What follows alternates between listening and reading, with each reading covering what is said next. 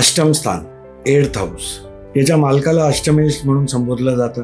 याला प्रामुख्याने मृत्यूभाव असा बरेच ग्रंथांमध्ये उल्लेख आहे. पण मी जे बघितलं तर हा मृत्यूभाव नाही आहे, तर हा आयुभाव आहे मी म्हणेल. कारण आयु व्यक्तीची किती आहे हे हा भाव दर्शवतो. या भावामध्ये आपल्याला सासूरवाडी, सासरचे लोक, अनअर्न्ड मनी हा देखील एक मोठा ॲट्रिब्यूट आहे या स्थानाचा. त्यामुळे या स्थानामध्ये इन्शुरन्स हे आपण बघू शकतो. पैतृक संपत्ती जी अचानक आपल्याला मिळणार आहे, अचानक धनलाभ हा अष्टम भावावरून बघता येतो. हे प्रामुख्याने पीडा देणारं स्थान आहे.